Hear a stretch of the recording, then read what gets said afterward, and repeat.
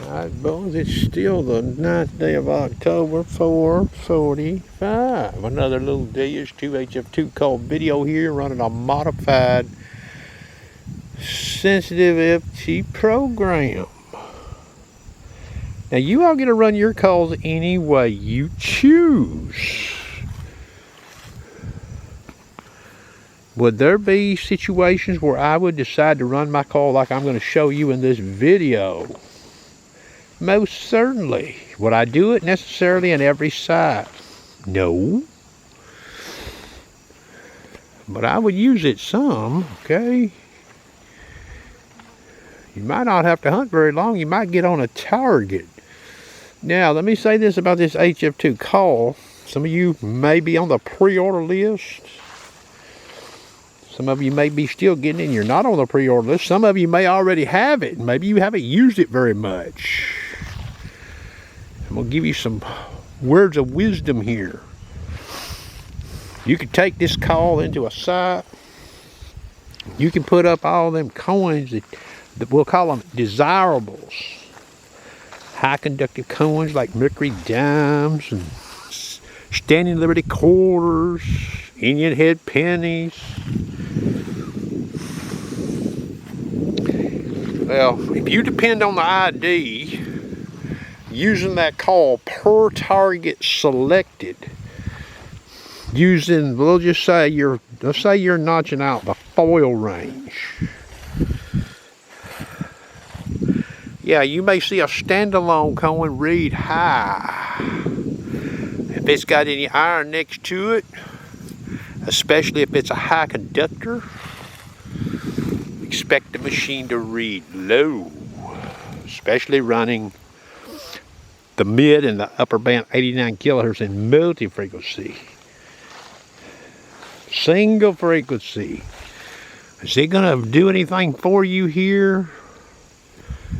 Well, the lower frequency may yield some higher signal. It may not. Okay. So you may be detecting high conductive coins with that machine and you're not digging them because of what you see in the meters, what I'm trying to tell you. Alright? But it's there. You just ain't getting ID to match what's in your head of what you want to dig. It could be there, okay?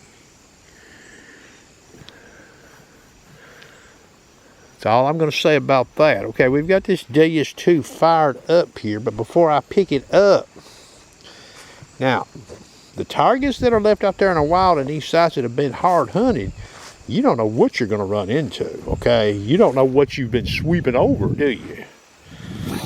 Now, I've got a son angle here that's not the best in the world. You see what's under those two nails right there? Look what's in there. Sterling silver O-ring without the sets in it. So this is below the iron plane, okay? We'll be moving those nails. I'll pick that little plastic gizmo up there. Okay. Now, for those of you that have not been following along here, I've saved this program in this machine. Sensitive FT, the disc is at 0, the silencer is at 2. 53 kilohertz band. Now, we're going to play with some lower reactivity in this video.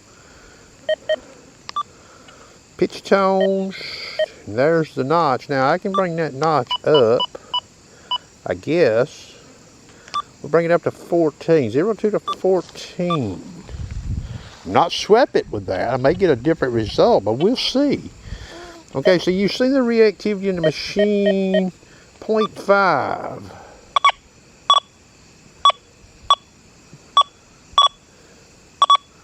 You hear that? Okay, now we're going to come over here. We don't hear very much. Okay.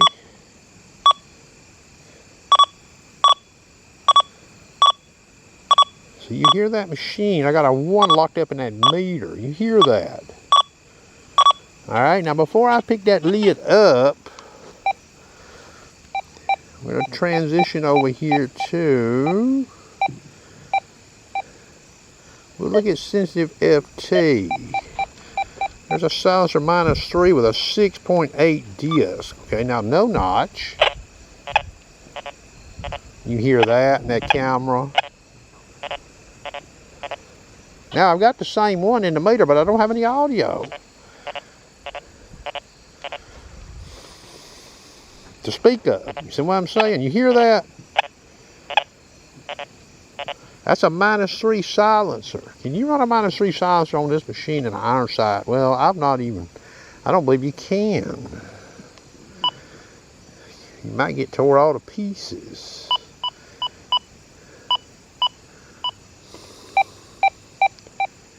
Deus mono. I'll let the silencer down to 0. Speed 2. 13 kilohertz. You hear that? With a 4 in the meter locked up. Over here, diagonally, that's 13 kilohertz. 28.9 kilohertz. You hear anything there you would be interested in at all? Okay, we're going up 43 kilohertz. Now I've got my disc. I need to turn it up a little bit. 6.6. You hear that? 63.2 kilohertz. You hear that? Diagonal sweep. So there's nothing there really to get you going. Okay. Now we're over here in that modified sensitive FT program with the disc at 0. Listen.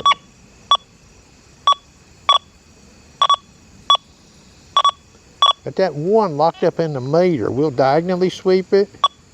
We don't get much there. We don't get much there. But you hear that.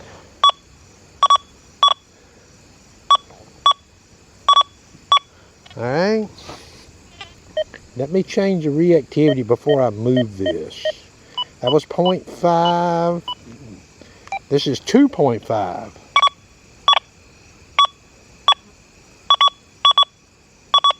It's about 1.5 inches over those nails right there. Alright. Now all I'm going to do is pick this box up and move it out there. There's the old ring. Now the ring is not in there. What do we got here? 2.5 reactivity. You hear that? Different, huh? Sounds different. Over here. That ring's out there. I'm hitting it right now. You hear those nails?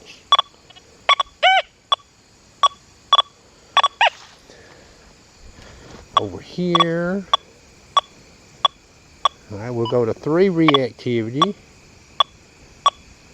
Alright, so you got to hear that. Alright, so we're going to put this old sturdy ring back out here, and we'll put these old nails back over it. What happens? You hear that?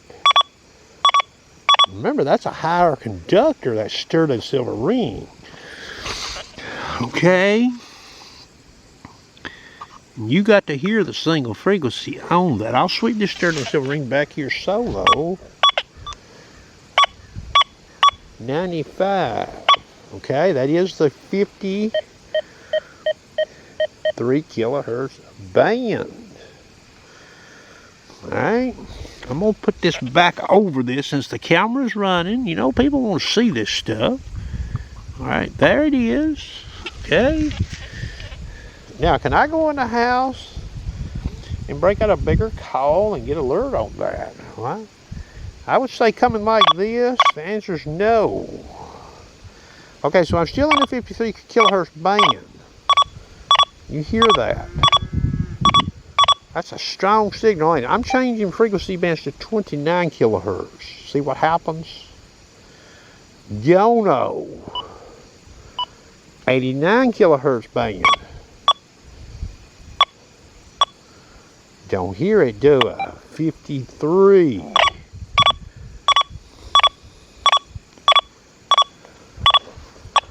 Very suspect, you know, in a site that you can dig in, you know, a manicured lawn. Would you want to use this program necessarily? Well, do what you want. But that's very suspect. And you notice it's not that far under that coil. You know, you could be talking about a sturdy silver ring that's 2, 3, 4 inches deep. Inch and a half even. Now those nails are above that ring, okay? Now we're going to remove one of these nails. Now we're down to one. Now these nails are fairly old, even though they're the modern style, okay? They go way back yonder for a modern nail. So now that ring is still under there. You hear that? All right, now I'm going to come over here.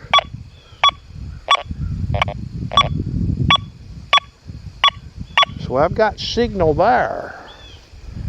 All right. Now we're going to go back. We'll look at the fast program. -3 size or 6.8 Deus. Speed 3. You hear that? Alright, now we're coming over here. We've got some signal. But that's the easy way. But when I had that other nail up there, there was no real easy way to it. Even though one way seemed to do better with this, with the modified sensitive FT program. Okay. Now, you seen that ring, what it read.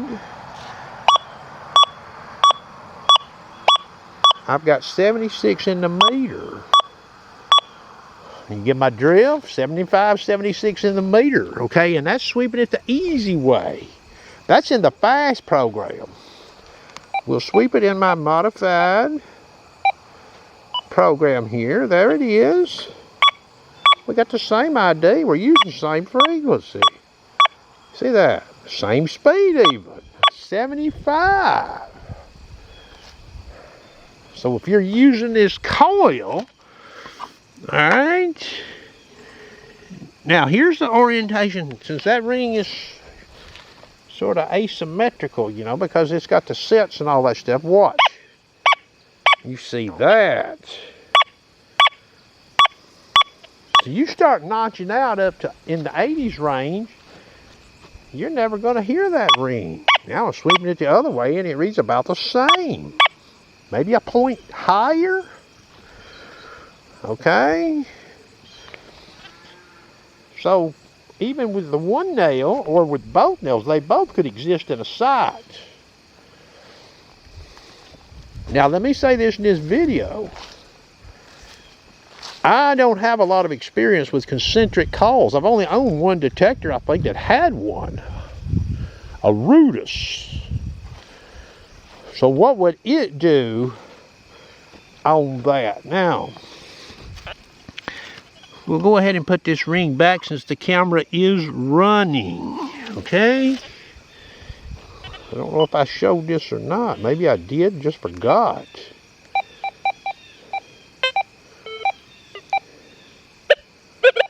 Okay, Deus Mono, 63.2 kilohertz. Sizer 0, reactivity 3. What happens? You see that? Okay, but over here, what do I get? I've got signal, but notice that ID again. You see that? 57. That's only about 36 or 8 points low, huh? Of what's actually down there.